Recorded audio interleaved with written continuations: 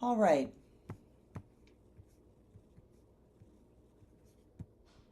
Thank you all for being here today, and I apologize that I'll be sort of um, monitoring the waiting room as well as paying attention to what we're starting off with here. So if I keep glancing up, it's because I have two monitors, and one is showing me who's in the waiting room. So before we get started, I just want to quickly let everybody know that I am Allison Schreier. I'm with Zinnia TV. And for those of you who are unfamiliar, Zinnia is a streaming service that's used by caregivers to support people living with dementia with content that is digestible by and engaging for people who need a less intense viewing experience. Zinnia videos help promote connection and engagement. They help reduce and soothe agitation and help with activities of daily living. I am here today as a former family caregiver and a dementia educator, and I believe that education about what we are all going through is a ticket to improved confidence, to reduced anxiety, and it allows us to help other people. Because certainly, whatever we learn in these sessions is something that sometime is going to be a pearl of wisdom that you are able to share with another person. And what a beautiful thing that it's just not the people who are here today who benefit from this, but a much broader circle of people. So thank you for being advocates moving forward and sharing what you've learned. Today's session is about dying, and it's something that we often tend to look the other way about. We all know that we're going to get there. The people that we're supporting are going to get there. And wouldn't it be wonderful if we had some sense of what that was about? So thank you for being brave enough to come here today and open minded to be able to recognize that information is good. So we have a lot to cover. We will probably run over today with our Q&A session. Jennifer is going to share with us a presentation that she has prepared called The Dying Process and Meaningful Ritual. And I thought that that was all that we would, I thought that was going to be it for education today. But Friday, I was at a conference and I ran into a woman from End of Life Washington. And I said, "Oh man, can you or somebody from your organization join us next week on this call? Because there are some things that I wish I had known about when my sweetheart was reaching the end of his life. And what an amazing resource to have people who know the things that I wish that I had known. And so, how wonderful that Rebecca Hudson is also here today to share with us briefly information that could, in and of itself, be an entire presentation. And who knows, maybe we'll go there one day. But without any further babbling from me, I would like to go ahead and let Jennifer introduce herself and get going on today's presentation. Thank you, Allison. Everything sound okay with my volume right now? It does. Okay, wonderful. Hello, everybody. I'm so glad you're here. Just echoing what Allison said about it takes courage and curiosity to show up and talk about something that can be very tender for many of us to consider and explore. And I'm really grateful for the time together to explore this conversation. So, my name is Jennifer, and I live here in Northwest Washington State. I am living, creating, and offering care on the ancestral homelands of the Coast Salish peoples. And I am so grateful for all of the care, enduring gratitude, protection for our lands and waterways that they have offered since time immemorial. Grateful for this time to be here. And if anybody's interested in popping in where you're calling in from in the chat, please feel free to do so at any point in the conversation. I believe we have people from all over the country, possibly the world, calling in. And I'm so glad we get to weave this time together today. I wear lots of different hats. I love to offer community care, and that shows up in a lot of different ways. I'm a board member on a local nonprofit in the rural community I live in. I offer death care as a death doula, helping with end of life planning. I offer grief education and grief care, and I teach lots of different types of movement. I offer well being coaching, and I just love to explore all these different tools and ways that I get to have meaningful conversations with people. And to put it shortly, I care wildly and deeply. I grew up in the early 80s. I was a kid, and so I resonate very deeply with the Care Bears. I have a lot of care to give and offer, and I believe emotions are superpowers. And so I'm here to have conversations about things that feel tender to others that we maybe don't have a space to talk with someone about. I deeply believe that sharing community in grief and death is one of the most potent and powerful ways to feel connected in life. I'm passionate about creating and sharing spaces that offer opportunity for this exploration, a way to connect in a deeper way in our humanity. And that's my intention for why I'm here with you all today. You might get curious, what's your intention? Why did you show up? At the end of this session, you were to say, that's exactly what I needed. What might that be? What's this deeper longing or curiosity that's emerging for you in this time? And it's absolutely okay if we don't know. Most of the time, we're figuring it out along the way. And so there's lots of space here for that compassion and curiosity. As I mentioned before, I believe emotions are superpowers. And I love this phrase that I heard: emotions are energy in motion. And when we talk about end of life and death and dying, lots of emotions can emerge. Maybe not for all of us, but for some of us. And if that's the case, what would it be like for us to give space for things to move through? This could be with our breath. Maybe you want to stretch. Maybe you want to get a beverage, just anything at all that you need to care for yourself. Lots of different ideas up here on the slide of things that help our nervous system find some balance, help our bodies find some balance when maybe sometimes what we're feeling can feel overwhelming. And another encouragement to care for yourself, whatever that looks like, right? Notice what you need during the session. Walk away from the screen, turn your screen off, hydrate, take a break, take a breath. Please take care, whatever you need. The recording will be here afterwards if you ever want to come back to it and it feels right for you to step away. I want to invite in this idea of both and, that our humanity is so complex, and it is possible for us to feel different things at the same time. And it can be really normal for us to think either or, it's this or that. I can only feel this or that. As we explore topics like grief and dying, more of our humanity may emerge, more opposites, right? It's possible that you may both wish that the illness of your loved one is over and you wish they could keep on living. That we can have both of these feelings at the same time. We can feel guilty that we maybe want to take some time for ourselves to restore and know that we need that time to restore and care. We can feel the grief and hurt that our loved one is sick or near the end of life, and also joy and gratitude and love for our person and what's important in life. So as we move through this idea of getting curious, what is here, right? Maybe there's a dominant emotion or thought, but what else is showing up in this space? What's it like to hold different truths at the same time? There's also this other idea that I love to share: tend and befriend. So when difficult emotions may emerge or come up or feel complicated, what would it be like for us to get curious, invite some compassion to what's emerging? And this may not feel interesting or possible for us. That's okay too. Whatever your experience is absolutely welcome here. This idea of getting curious, what is my experience as I explore these topics and this time together? Another reminder, this is a lifelong practice, right? We learn, we educate ourselves on these topics, and then we practice. So what's it like to invite practice and presence to maybe some new skills or some things that we're remembering about ourselves or our humanity rather than trying to be perfect at everything. This idea of compassionate inquiry, compassionate practice.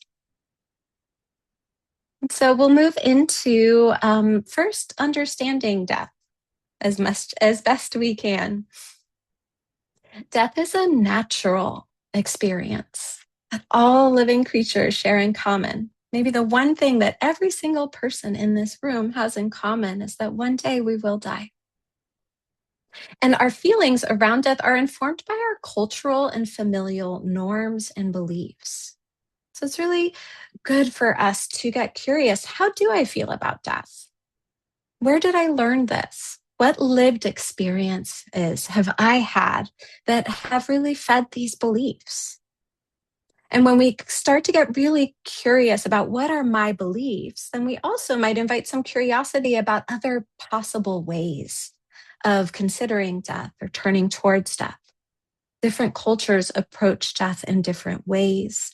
And so in Western cultures, which I think most of the people on the call may be, what is that like for us, right? I know for me and a lot of people I know, there is an aversion to death, a fear of death. It's kind of, oh, keep it quiet and over here. So you might get curious, what did you learn about death growing up? What are your norms and beliefs? How does that influence this idea of the dying process as we move towards this and how we might show up during that process? Each death is unique as each birth. And so while there are some common changes at the end of life and expressions that I'll share today, it is going to be very unique for each person that you're caring for. And so we want to empower ourselves with information, education, build our trust, build our confidence, and also be open to the possibility of the dying process unfolding in its own unique way for your person, that all of these things can be true. As we move towards talking about the dying process, a reminder that I am not a medical professional or provider. So I'm sharing information in my role as a death doula. And I'll talk a bit more about it, what a death doula is a little later on in the conversation. But essentially, this is a non-medical, emotional, and spiritual care during the end of life and planning. So I will be sharing an overview of the dying process from that perspective. So it is more of an overview. And there are many medical providers and educators that you can go and explore if you're interested in more of like the biological and technical details that maybe aren't present in this conversation. So afterwards, if there's something that you're really curious about that I didn't share, please send me an email. I'm happy to send you some resources I have if you're interested in deep diving into some more details that are not in this presentation. As I mentioned, each death is unique. And while there are several common symptoms that emerge, any one of the things I talk about alone does not indicate someone's near death. So please know, I'm going to talk about a series of expressions that may emerge at the end of life. And if you see one of these, it doesn't mean that we go into, oh my gosh, the end is near. What it is an invitation to get curious. Oh, that's interesting. I've seen a change in pattern. I've seen a change. Let me talk to our medical care team and talk about that. Right? It's a way for you to deepen your understanding and that connection with the nurses that are caring, for your person and the medical care providers that are there. They will always be the best resource to let you know where your person is along the way. And it's very common for, at this time, people not to have a set timeline.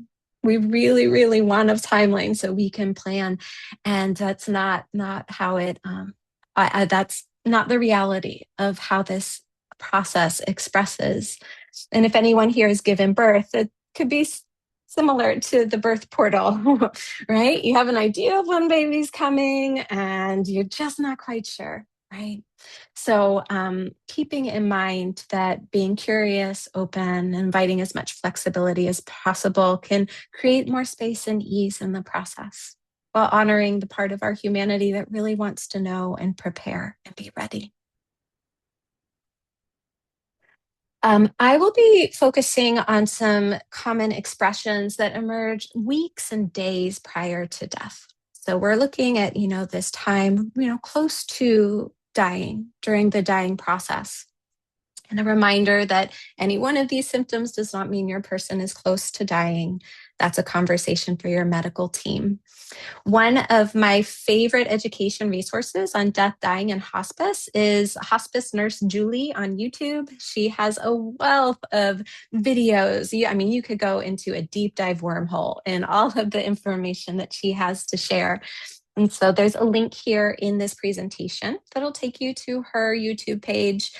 You will be getting a copy of this presentation afterwards in an email follow-up. So I meant to mention that earlier. If you want to rest back and soak it all in, not have to take notes the whole time, or if taking notes is something that's supportive for you in the learning process, please follow whatever that is. Now, when we're exploring dementia specifically, there is something that we want to bring in that doesn't necessarily show up in other different pathways to dying. And this is this idea of a staircase decline, which some of you may be very familiar with.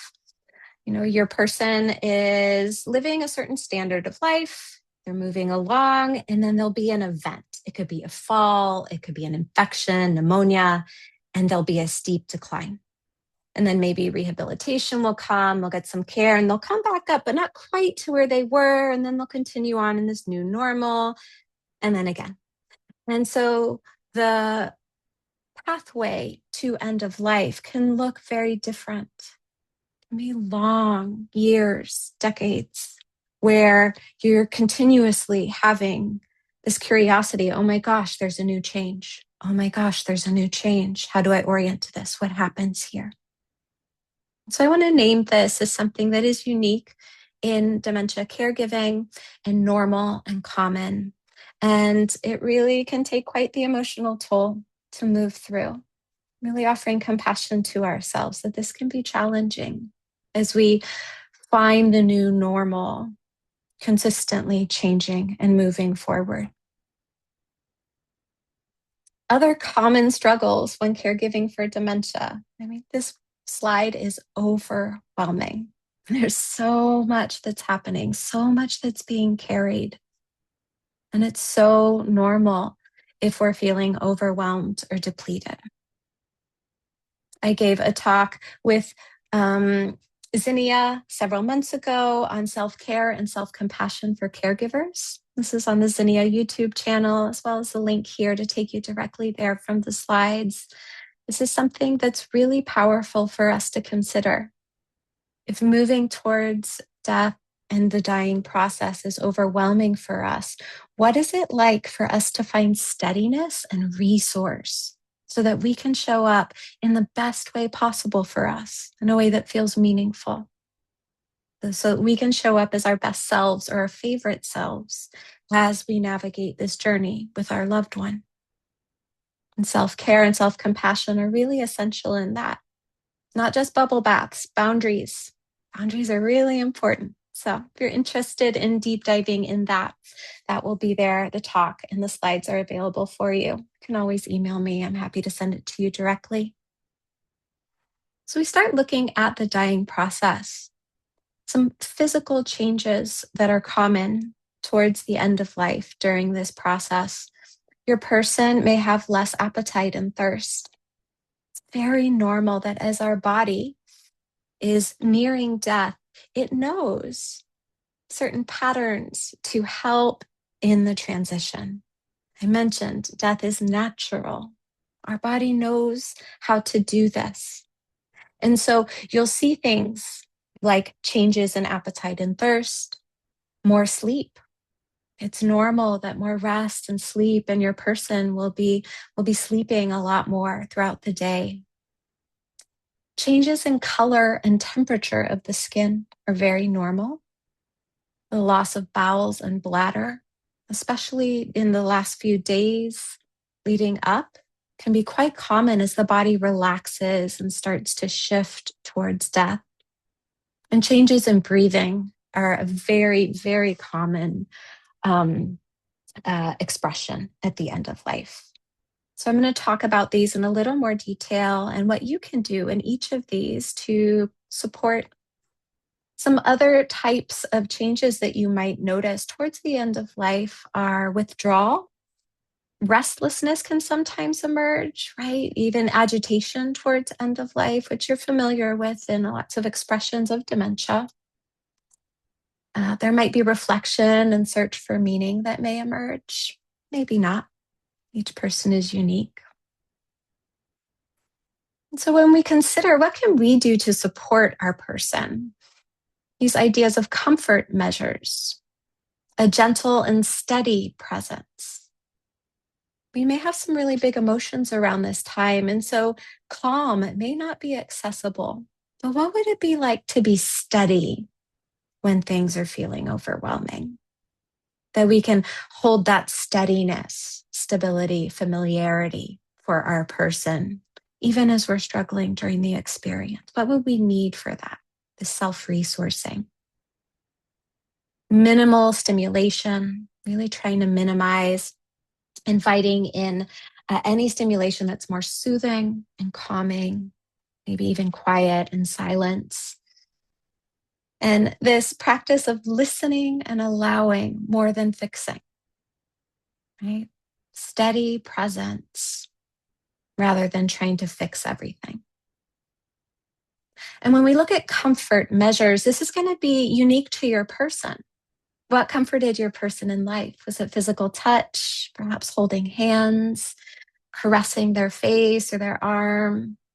Music may have been something that soothed your person, reading to them, singing, talking to them about a favorite memory.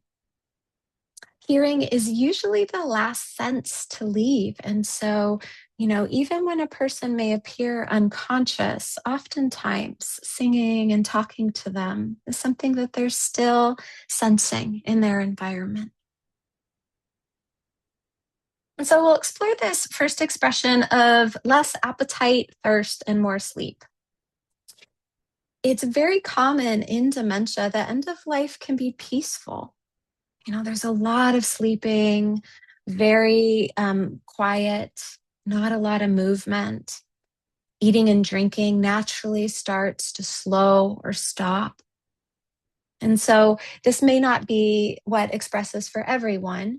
And if there is more agitation and more restlessness, that's something that's really helpful to talk to your medical team about to see if there are possibly any comfort medications that could help offer a little more peace during that time. Ways that you're able to support here, notice the rhythm of your person's appetite, thirst, and sleep preferences. Get curious. If things change, have a conversation with your medical team. I noticed this. And they're able to share their perspective on what's coming up. Offering your person permission to rest, not trying to, just really offering this permission to let them rest as long as they need, following the rhythm of what feels natural in their body during this time. If swallowing and drinking is getting difficult, you could offer sips through a straw or offer a teaspoon of water or ice chips, something that helps them to slowly hydrate. And if eating and drinking stops, there are certain tools that you can use to help with comfort in the mouth, right? As you stop drinking, we start to get dehydrated. And so there are oral glycerin swabs that can be very comforting to help keep the mouth hydrated, as well as lip balm. And these are all things that your nurse should be able to support you with and help you with if the time comes and that's something that expresses for your person. Changes in skin. You may notice that the color of the skin starts to shift. It might become pale or gray or bluish. This is very common as circulation begins to slow, begins to move from the extremities of the body towards the vital organs. Mottling, which is blotchy patches of discoloration on the skin, is very common, especially towards end of life, final days. Dryness, right? We talked about not eating and drinking, this dehydration that starts to show up. So dryness can be common. Bruising can be very common. Fragile skin, reduced clotting. You might notice pressure ulcers as our person is less mobile and they're bedridden or in a wheelchair or in some kind of sedentary space for really long periods of time. It's very common that ulcers and bed sores will show up. You may notice swelling in the extremities, and the temperature can shift. It can dysregulate. So sometimes towards the end of life, there might be a fever that spikes, and sometimes the body may get really cool and cold. Now, in all of these cases, we want to ensure that we're handling with care very gently when we do want to have physical touch with our person. That if the skin's drying, then we could look at moisturizing and gentle massage. And this is something that your hospice nurse or perhaps one of your nurses could help show you, the right amount of pressure and any other techniques that may be supportive as you offer your person skin care and body care. And if the body is cold, you want to have some extra blankets around so that you can continue to help them warm if they're feeling cooler. And if a fever does spike, some cool cloths can be really nice on the forehead, on the insides of the elbows, the wrists, maybe on the neck. So, depending on how the body temperature may shift, having something available to care for your person's skin and temperature. Loss of bowels and bladder, as I mentioned, this is very common. The muscles in this region of the body cause the release. And if eating and drinking have slowed or stopped, then the bowel movements and urine may slow as well. And one of the best ways to support here is just to notice, when your person may need changing. See, your nurse can show you how to keep your person's bed clean and comfortable. Or if you have a caregiver that comes and helps with these types of things, just making sure that you're being aware during this time if any movements have occurred so that you could continue to keep your person's bed clean. Changes in breathing. So during the dying process, it's very, very normal for breath patterns to change. And a lot of people that I speak with, this is one of the things that's really disorienting or uncomfortable, or they weren't aware that these types of changes may come. And so they weren't, I suppose, didn't feel like they were prepared for it. So it's very common for the breath to become shallow, starting to breathe in the upper part of the lungs. The breath can slow. So there may only be 4 breaths per minute. Could get very slow, meaning the space in between the breaths can get longer and longer. This idea of apnea, when the breath stops. Sometimes it could be 30 seconds, 60 seconds, 90 seconds where there's no breath. And then another breath will come through. So it's very common. At this point, the person's body is normally very relaxed. And so some people may think, oh, they're gasping for air. That's not what's happening in that moment. It's a relaxing of the throat, the lungs, and this very slow pattern. The body is naturally moving towards the dying process, naturally moving towards death. This is all common and natural for the breath to change. You might hear noises. So there's this phrase called the death rattle. And what can happen in this space is that the throat starts to relax and all the muscles that help us swallow saliva and secretions, they relax and they soften. So the secretions in the mouth are not moving their way down the throat. And the breath, as the person's breathing in and out, can be moving over those secretions. And so this can start to make these noises, gurgling sound as the breath moves through. It's not uncomfortable. The sound is a bit more uncomfortable than what's happening in the experience here. And you could consider asking a nurse or yourself to adjust the person so that It kind of changes the pathway a bit of the neck and maybe softens the noise if that's something that feels interesting to you during that time. When we are in this final phase here, right, the breath is one of the last things that will cease. This is when maintaining that calm, steady, supportive presence for your person can be really powerful. Sitting with them, offering comfort, familiarity, steadiness in a meaningful way. Whatever meaningful is to you, you get to decide what that is. So, some things that your person may need from you during this time: reassurance that they're safe, that they're okay in this moment, familiarity, this steady presence. Even if we're not feeling calm, what would it be like to be steady while we're moving through something that can be really overwhelming?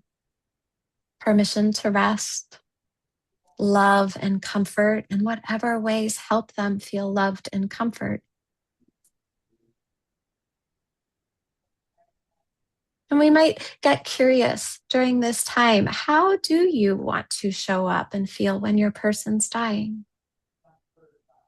What would a good death feel like for you, be like for you? And what do you need now to restore and resource so that you can show up in this way? A lot of times we have way more questions than answers. So we invite curiosity, compassion, and this idea that it's okay if we don't know. We can plant this seed of curiosity and see when and how it might grow as we continue to move forward in this path.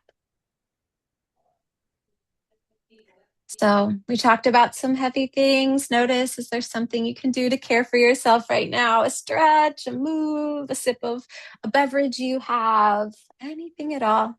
So we continue to move through the conversation, knowing that these are always available to you at any point during this presentation. Another thing we might consider as we move towards the dying process or considering what a good death may be like is our circle of care.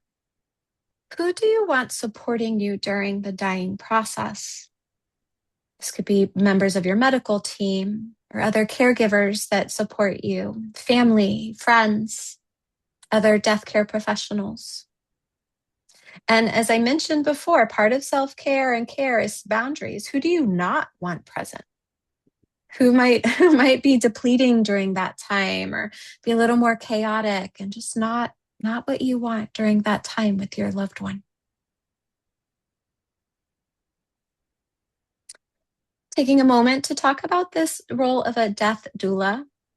This is a non-medical, often holistic professional who guides individuals and families during the dying process, offers emotional, spiritual, and practical support, complements medical care and hospice. So we work together with the care team, advocating for your person and for the family as we move through.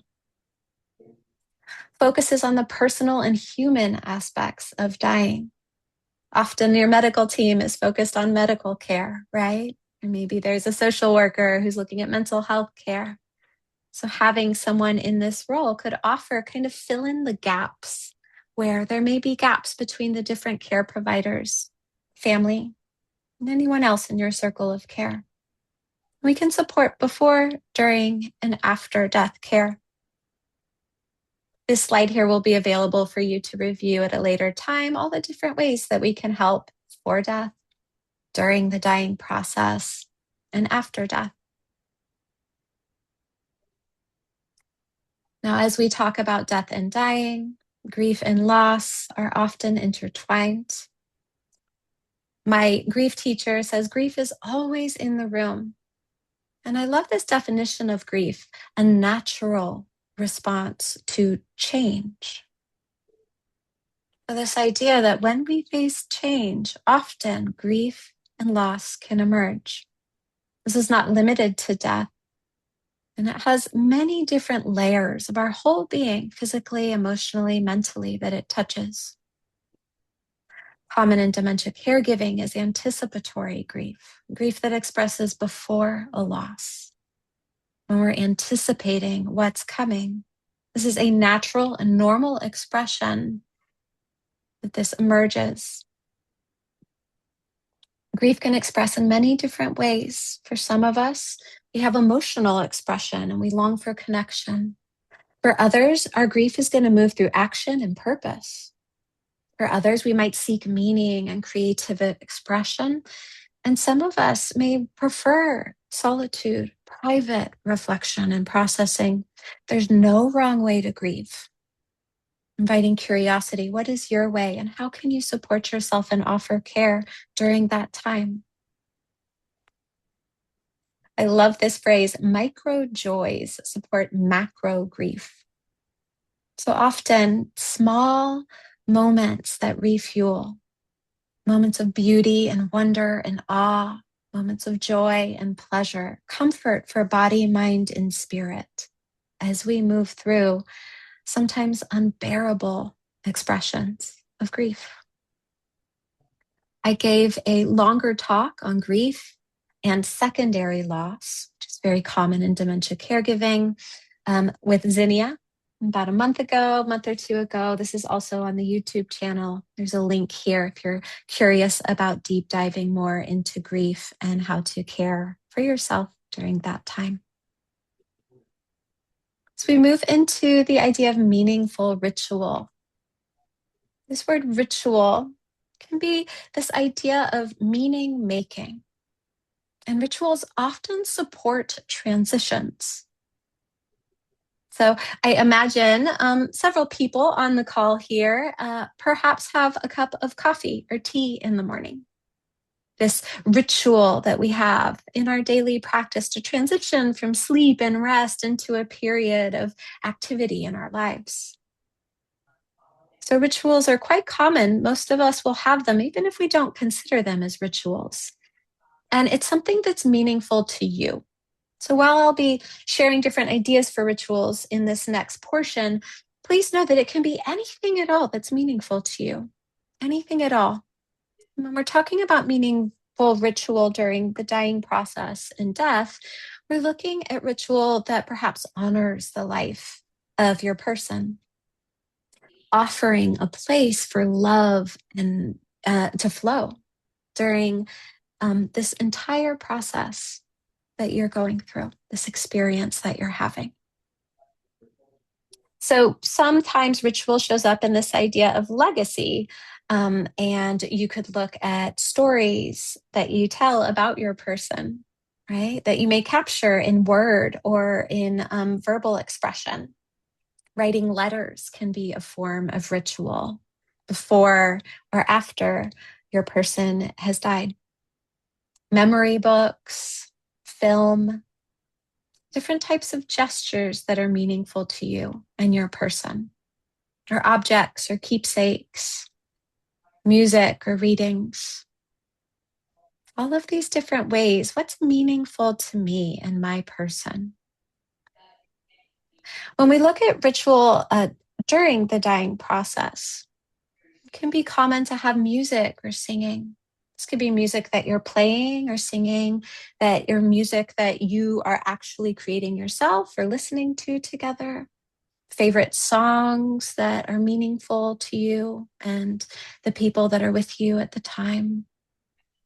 Talking and telling stories. It's a powerful way for our person's presence to really resonate in our lives before, during, and after death.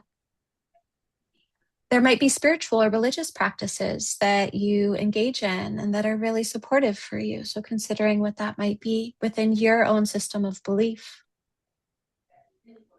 And it can be common to explore body washing after your person has died. You could put some essential oil in a bowl of water, take a natural cloth and cleanse your person. Could be their hands, their face, or any other area. This way of offering care and love in both life and death. Shrouding is another common ritual that maybe considered where you take a natural cloth and wrap your person's body in the cloth.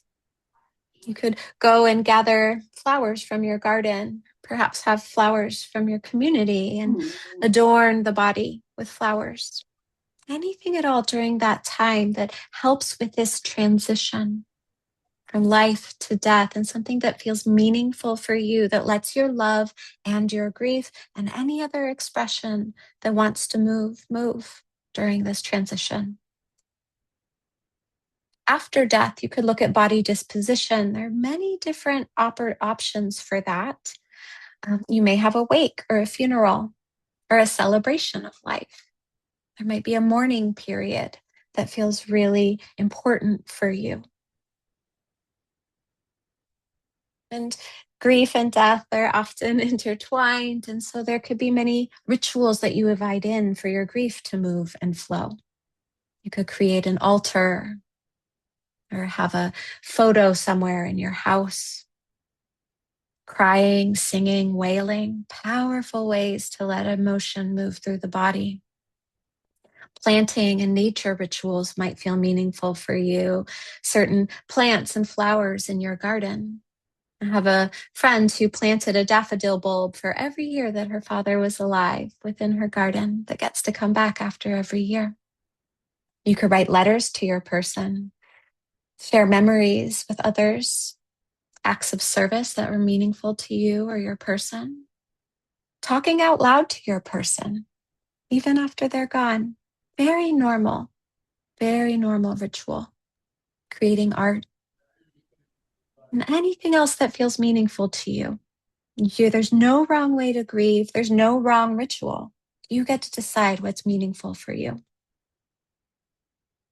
So with that invitation, this is consideration. What rituals will help you restore and find steadiness during a challenging time? This could be now.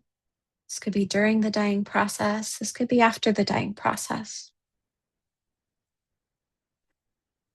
Now, I have several reflections here, and we may take a moment. We may come back to this. We'll see how much time we have. I want to make sure that Rebecca has enough time to share her information with you, because End of Life Washington is such a wealth of resources. They're so wonderful. And I want to make sure we have enough time. But these reflection prompts will be here in the slides afterwards if we don't have time to cover them in the call today.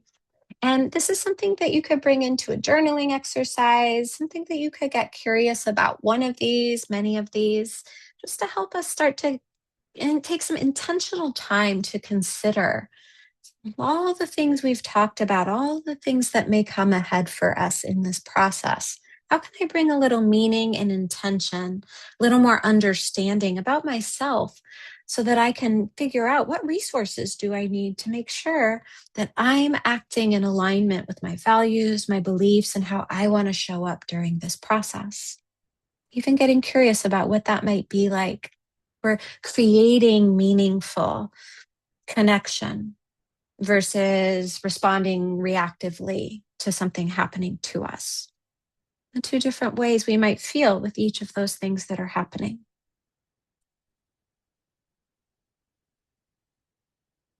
So sharing reminders, you are not alone as you're moving through this. Continuing to find support networks like the Zinnia group and any other spaces where you're able to speak your truth, ask questions, share in a common experience of caregiving for your person. And finding specialized care for your unique experience. As I'm closing this particular part of the conversation, you might think of one small step for the week that you'd like to do, something, aligned action that you'd like to take forward with you based on everything that you've heard here. Research more, learn more. There's an action here I want to do. I want to prepare, create a ritual. And if there's been a gem from today's session, this phrase is something meaningful. Maybe it's something you remembered about yourself or an aha moment that you're taking forward from this conversation into life. And a self-kindness reminder, I am always doing the best I can. If it feels interesting to work together further, if you'd like some specialized care in this space, many different ways that I offer individual care or care for families together. It can go from emotional well being coaching, where you're like, I want to come up with a plan and action. This could be self care related, this could be something else. We can have conversations in that space. I offer compassionate grief care, where we have meaningful conversations about grief and how you're able to resource yourself during this time, what grief care or a grief plan would be like for you. And then end of life planning, death care, conversations in this space from practical to emotional to spiritual. And often in my conversations with people that I work with, we're weaving all of this together. So we get to explore as our humanity expresses what feels like the right pathway, doorway, or tools in that moment. Links to my talks that I spoke about earlier for the Zinnia Caregiver series. And I also have some free meditations on Spotify and YouTube that can help with stress relief and sleep support. It's part of that restoration exploration that we may have. All right. Thank you all. I'm going to hold questions for after Rebecca's talk. And I'm so grateful for the time to share together today. Thank you. Jennifer, thank you so much. And I appreciate that we'll hold questions for a little bit. You might want to, if something is kind of burning, pop it into the chat so that we see that. And as I mentioned, we'll go as long as we need to today to make sure that everybody leaves here feeling like they got what they came for.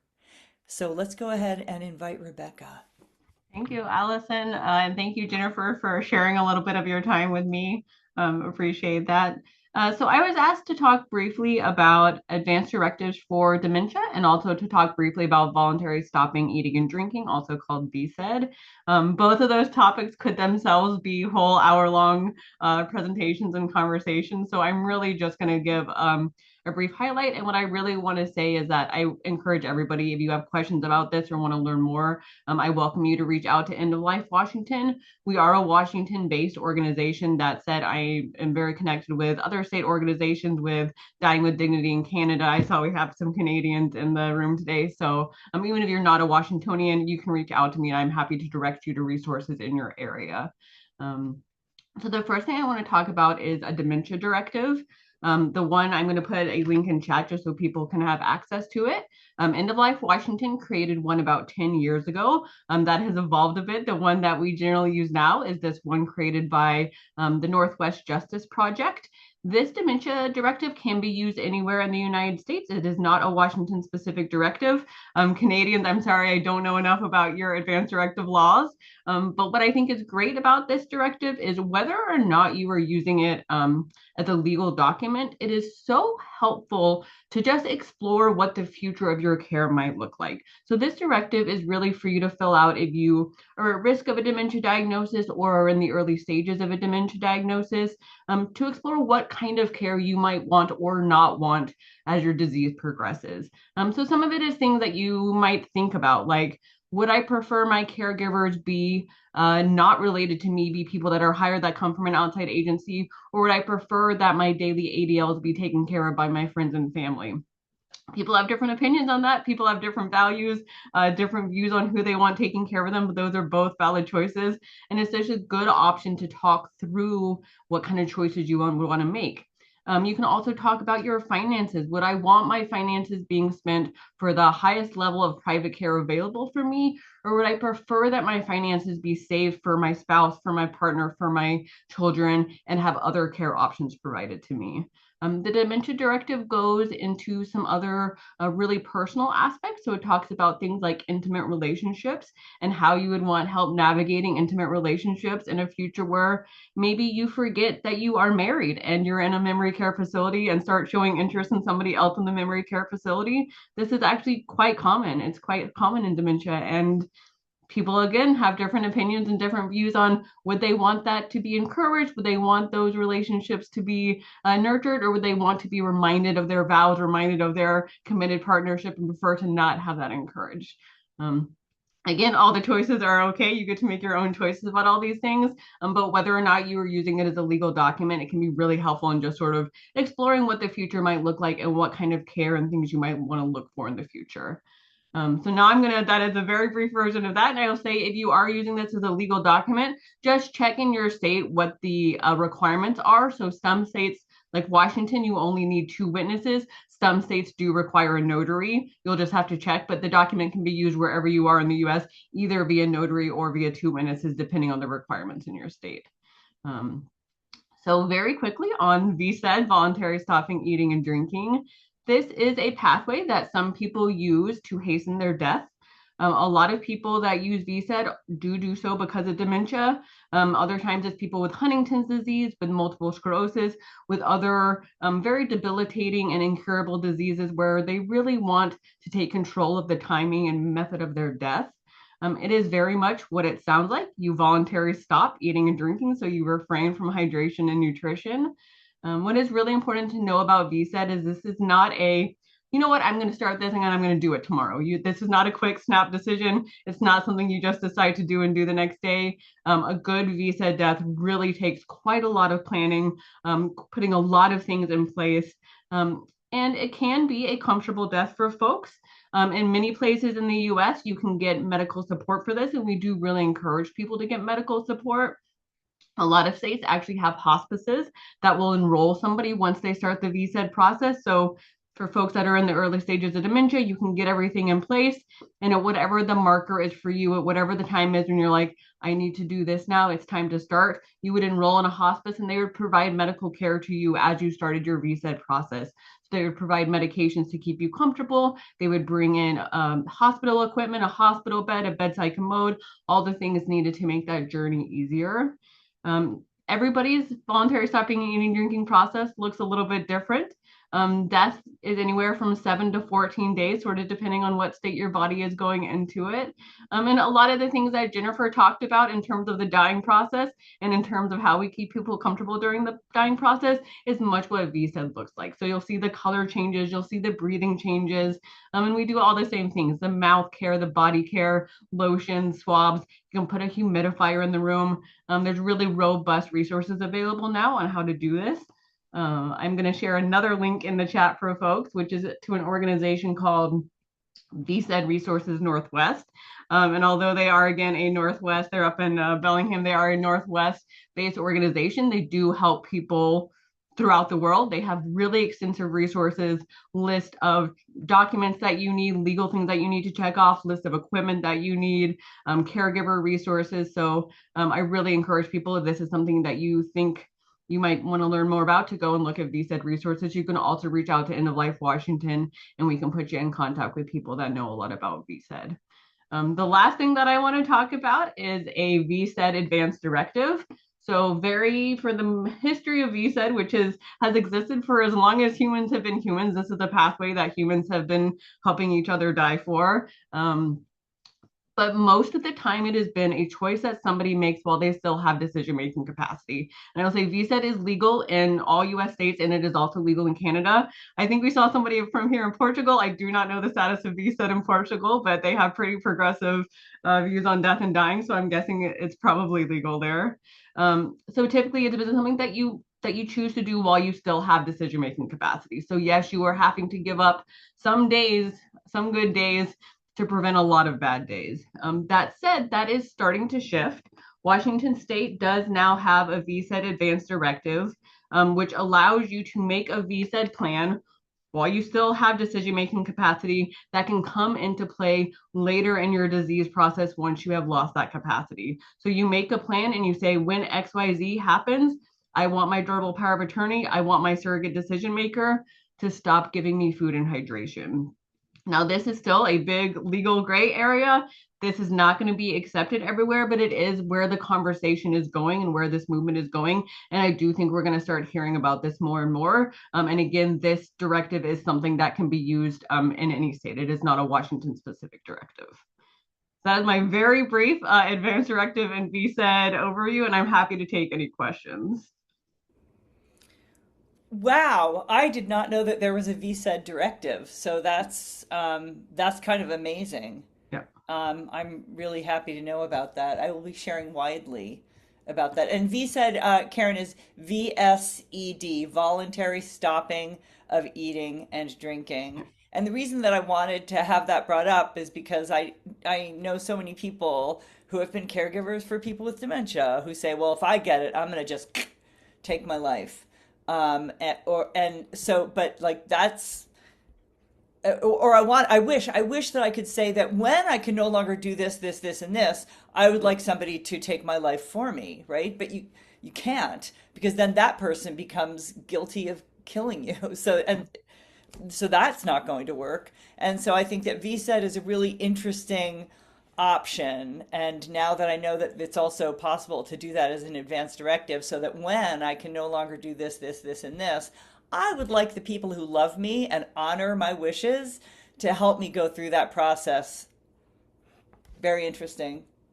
I will Um, also say there is a little bit of an in between VSED and what we would just as like the natural dying process, which is a process called minimal comfort feeding, which again could be its own sort of presentation, but it's the idea of only giving people as much food and hydration as they need to be comfortable. This is not typical, especially in memory care facilities. People are typically given specific meal times and fed until they like refuse to continue to eat. Minimal comfort feeding, you don't have specific meal times, you don't have specific regimens about calories or amount of liquid. It's just when somebody expresses a desire for hunger and thirst, you take care of that desire. And that will often also result in somebody's death within a few weeks. So that can also be a peaceful way to help somebody who has made it clear to you in previous discussions that they don't want to live forever or die of the natural progression of their disease. And it's a little bit easier to navigate that within facilities and VSED. Doing VSED in a facility can be quite challenging because facilities are required by law to provide food and hydration, and it can be a real barrier to navigate that with facility staff. Not undoable, but challenging. right, right. I know I also ran into in a community living that for spiritual purposes, that the people who were caring for my husband said that they would not help with anything that would hasten his death because that was against their spiritual practices. And we actually wound up moving to another community because we Yeah. couldn't get around that. I'm going to go ahead and start asking, paying attention to some of the questions in the chat, and I'll just go ahead and read them just in the interest of time, and then Jennifer or Rebecca or anybody in the room, because I know that there is expertise within this space. Let's help each other out here. So, uh, um, Adelia, I apologize if I'm not saying that correctly, asked whether death doula services are possibly paid for by Medicare. She specifically said for FDD patients, but Jennifer, do you know whether there are any payers who help out with services like yours? Not that I'm aware of. It's common that death doulas will often volunteer for hospice. Like I'm a hospice volunteer and I volunteer with End of Life Washington. So you will find us showing up in spaces that maybe are supporting from other areas. But if you're looking specifically for death doula care, usually it's self-pay. Most doulas that I know offer sliding scales, and they really want to help remove barriers to access to care. Um, what the service and the community care that they're offering. I also saw another question on where to find a death doula, and there are word of mouth is often very helpful. There are some doula directories from some of the more popular training institutes that have doulas that have trained underneath their areas, and I can share those with you in the chat here and afterwards. Google can be a helpful resource. And if you live in Washington, I keep a list of doulas in the Seattle area and the Bellingham area, which is where I am. I believe that choice is so essential, and this role is going to be really important and unique to your family dynamic. So I want to make sure that everybody has a lot of choice. And I have some doulas that are on my referral list that I include. So if you want to reach out to me directly, even if you're not in Washington, we could have a conversation about what kind of care you're looking for so that way you can target someone in your community. Many doulas, like myself, work virtually. for most of the conversations, and then the actual death care and vigil at the time of dying would be someone that was local in your area. So there's a lot of different ways to mix and match and find the care for you virtually and in person. Thank you for that. And sorry, I giggled because I saw that Rebecca and I popped in the same information at the same time into the chat about Chicago Death Doula Collective. And I do think that just Googling like death doulas in wherever is a great place to start. Um, Mhm. do oral swabs or, for lack of better terms, mouth moisturizing interfere with the VSED process?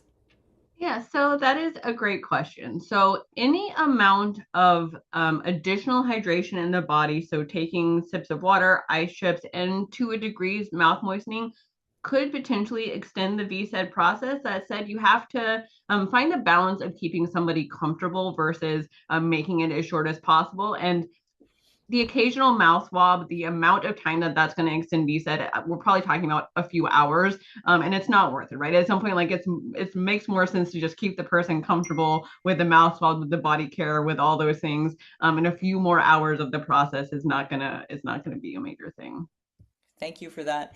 And Debbie, you've asked a question that I think probably I've seen this so many times. How do you approach after the advance directive when the person changes their mind about living or dying? And I'm wondering if either Rebecca or Jennifer has any thoughts about that. Yeah, I mean, I think what's really important is that the point of advance directives are that they are meant to come into play when somebody can't express their wishes, right? So if somebody is expressing their wishes, even if those are different than wishes that they have expressed previously, if they're still able to share their desires, their wishes, what they want, then the advance directive really shouldn't come into play. Maybe you can try and like navigate that conversation a little bit and been like, but mom, you always said that you wouldn't want XYZ. Are you sure? And what is also true is that with dementia and actually other disease processes as well, sometimes people's perspective on things change when they get towards end of life. Sometimes people may have always said, I would never want to be in a facility. I would never want XYZ. But once they're at that point, we can never know what the experience is actually going to feel like until we're there. And once they're actually there and having the experience and in that place, they have a different perspective on it than what they may have told you previously. And I think as long as people are able to share what they want, even if that is different, and even if they are in a dementia process, that should be respected. I don't know, Jennifer, if you have other thoughts there or things to add.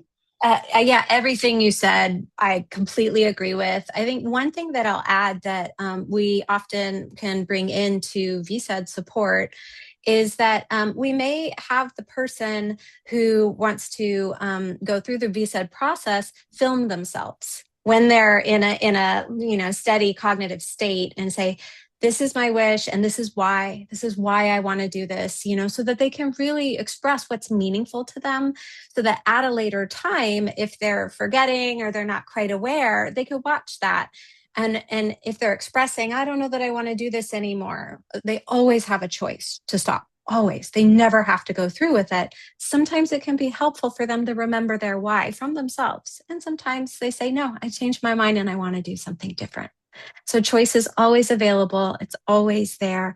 And I think that's the only thing I can think of that can be a tool in the mix. Yeah.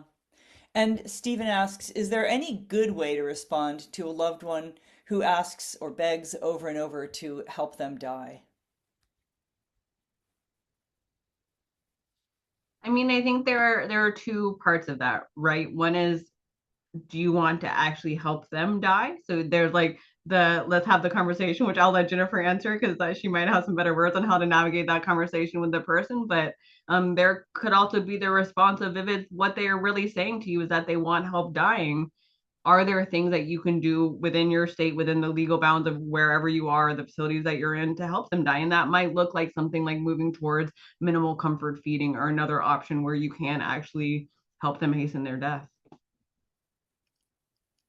Yeah, I agree with Rebecca. Really exploring what you are feeling comfortable with, what resources are available, and inviting in a lot of compassion during that. Like, it sounds really hard. It sounds like things are really hard for you right now. I'm here for you. It could be conversations with your medical team. Are there other medications that could help them be more comfortable? This idea of cutting back on eating and drinking slowly, naturally, and shifting from life sustaining care to comfort care, letting the body naturally move through its own rhythm without trying to medicate and keep sustaining life. So there are a lot of different ways to explore this. And I think inviting that compassion and validating their experience can be really, really powerful. And then exploring what options you feel comfortable with and are available in the community that you live in. Thank you. And any final questions before we move on with our day?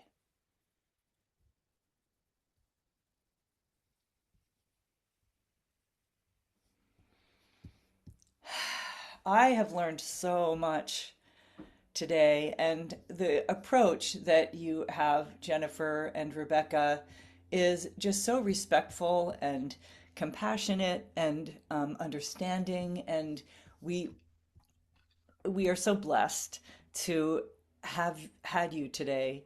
And I do encourage everybody to please share widely. Hey, I attended this amazing session. Here's the link. You should really watch this. So let's get the word out.